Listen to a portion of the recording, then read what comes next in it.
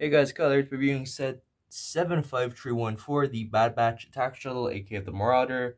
This set released, I believe, somewhere this year, retails for €100 and comes with 5 minifigures and a Gonk droid. Really much appreciated. As you can see, I'm on the floor for this because this is too big for the setup and it's a bit too big for my desk. So yeah, let's get into the review. So starting with the first minifigure I have in this set is Wrecker, which really accurate to the show. I do like the way that they because in the show, obviously, he's a lot buffer, a lot bigger than normal, but he's not like a big fig level. So they kind of give him this padded armor, which makes him look bigger than normal minifigures, which I can really appreciate. And there you see his skull, and the skull at the other side. And if you take off his helmet, which is, you can see it's the Iron Man one, but you can see his face print underneath, which is really good, really accurate. No back face printing, which is kind of unfortunate. I wish they kind of continued his scars at the back. But overall, a good minifigure. However, if we remove his armor, you can get a better look at the torso printing, which, as you can see there, it's kind of like a shiny silver metallic. In the back there, you have the backpack that standard clone troopers and stormtroopers use. Overall, a good minifigure. So let's move on to the next. So the next minifigure I have here is Tech, who looks, again, really great. I think LEGO really captured the look of the Bad Batch really great here, although big shame we don't have Omega in this set, and as well as Crosshair in his normal Bad Batch outfit. But if you remove Tech's helmet, which is, I believe, a new mold, obviously a new printing as well with it, you have his face print underneath with the goggles, and at the back you have him without the goggles, more of I don't know what you call that, kind of a confused or a suspicious look. And you also get his hairpiece, which if you put it on, you can see, which is really great. Which you do get all the hair pieces for all the Bad Batch in this set, which is really great. But at the back, you have this little backpack here, which is just a neck attachment and a printed 1x1, which again, pretty good. And he also has these two blasters here as well, which again, accurate to the show. And obviously, you can see the printing, which looks really great. Again, a really good minifigure, as I said before. I think LEGO really captured the look of the Bad Batch. But let's move on to the next minifigure. So the next minifigure we have here is Echo, which, I mean, the arm, could be better. It's not a normal humanoid arm. It's more kind of like a drill or something. But it's fine. As you can see there, you got this little skull, which is a bit reflective. And at the back, just very generic printing. But if we remove his helmet, which again looks really great, you can see his face printing underneath, as well as the two metal things. And there is a back printing as well, which is meant to represent, I guess, his enhancements the Separatists gave him in Season 7 of the Clone Wars. Really great. Just overall, again, I'm just going to be constantly repeating myself in this video, but again, another great minifigure as well. Also, big ups for arm printing. You love to see it. Let's move on to the next minifigure. Now, this is the part where I give LEGO a bit of flack because, I mean, I guess his Imperial armor for Crosshair, it is a good look for him because he uses it for 90% of the show, but still, you couldn't have given us his Bad Batch outfit. I mean, maybe next year we will in Season 2, maybe he'll go back, but I doubt it even then. Although, who knows, I mean, maybe sets based on Season 7 could happen. But no arm printing, as you can see. Good helmet, though. And if you remove the helmet, you can see his face printing underneath, which is before he got battle damaged, which is really good. Yeah, overall, again, a good minifigure. Also, has to have a sniper, you can't forget that. And yeah, let's move on to the last minifigure in the set. And the last minifigure in the set is Hunter, which, again, really great. The face printing, though, I think, especially on his right side, I think could have been a bit better because it's it's fully gray, but here they kind of cheap out and only make most of it gray, but it's fine, I guess. The armor, again, is really great. Yeah, the hairpiece, again, accurate. And you have his, the knife, I forget what they're called in Star Wars, the Exacto knife, or maybe that's a Subnautica. Yeah. If you remove the hairpiece, you can see his back, which is more of a neutral look, which, I don't know if my figure is the only one like this, but the mount looks way too low than it should be.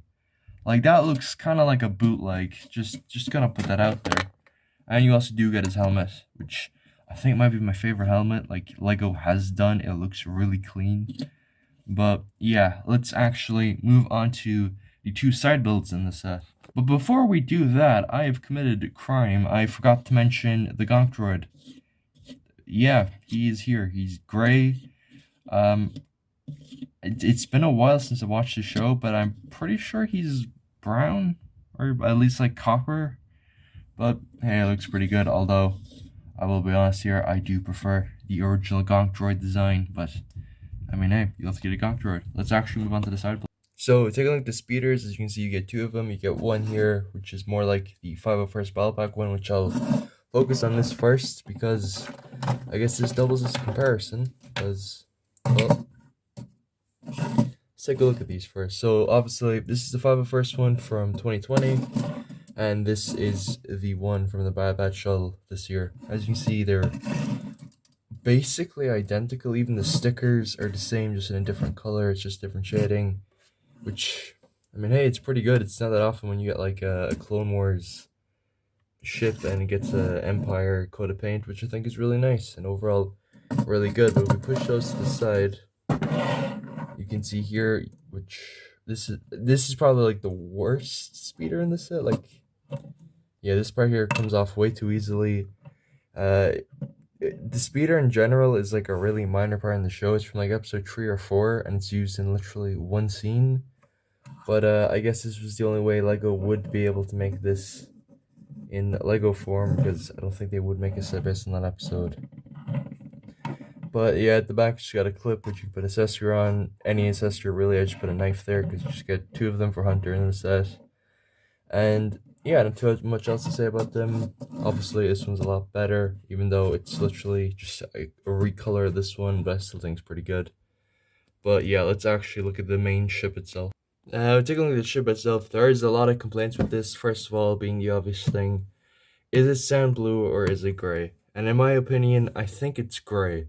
But I also think the sand blue looks really good. It definitely has that like 90s, early 2000s Lego stores like vibe to it. But I still think it looks pretty good.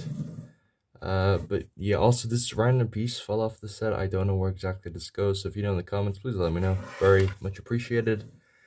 But yeah, if you were thinking, by the way, you're getting any printed parts in the set, I'm sorry to tell you you're wrong. Everything in the set is stickers, which I suppose also the other thing is you can lower the wings, which yes, I don't have a tripod, so I'm going to use with one hand. The wingspan is pretty big, and you can go lower than this, but it's not going to fit in the display. But for now, I think I'll just have a one arm out, or one wing out, so you can see exactly the inside, which opens like that. So if you want to hold it like that, unfortunately the hinge at the back will just break and the set will fall. So that's obviously not good for playability, I guess, if you are buying this for someone who does play with their Lego Star Wars sets. Here's well, you have two blasters. No, these are studs, so like, look at this. I literally put barely any force on it and it breaks off. Like, I don't know, it's the best I could do, I get that, but like, very annoying, especially when you're moving the set and it just randomly breaks. Also, just realized you can open the cockpit like this, I guess. Which, and also, if you were wondering, yes, you can fit the minifigure with the helmet on, and the cockpit will close. Very nice. But other than that, this is going to be very awkward to film. Oh god. In the back, you can see there's another seat in there, which I presume would have been for Omega. And at the back, you have this little chest here, which you can open on a hinge. And there's also a Gonk Droid, because you can't fit a minifigure back here. The roof is way too low. But you also have two stickers right there, which are really interesting. You have one there with the Venators, one with a clone trooper wearing headphones, which very nice. Also in like the little compartment chest, just opens like that, and you can store whatever really in there. Personally, I just store like the extra blasters and whatnot. But yeah, it's a pretty good set. Just fold these up, because we're not done yet. There's two lights here, which I never really noticed those were there in the show. Also, this can open like this for some reason, but it's obviously to give it the slanted appearance, which works really well. And at the back of the ship, you have a red light here, and you have the thrusters, which have stickers above them. So focus. You can see there's a bit of detailing. and this part right here, which I'm not sure what that's meant to be. But yeah, it's just pretty good. I mean, you obviously can't fit the speeders inside, and the interior is just basically not there except for the cockpit and like the cargo bit in the back, which I understand they couldn't fit too much into, especially for a set of this size and also the price range. But overall, it's pretty good. But yeah, other than these falling off, of course. I can guarantee in like 10, 15 years from now, when this is up on Bricklink, these will definitely be missing from it.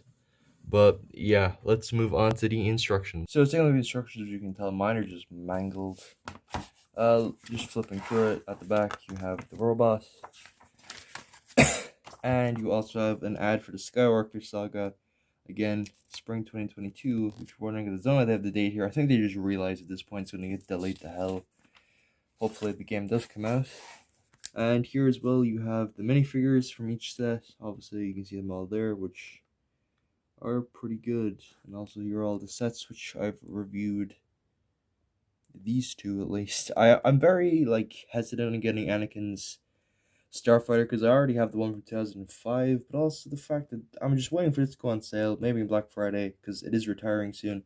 Same with this one. This is still kind of hard to get even a year later, especially because I just want to get that 322nd Trooper, goddammit. And you also have the Mandalorian Fighter, which, again, really good set. I'd highly recommend you pick that up. And also an interesting thing here as well.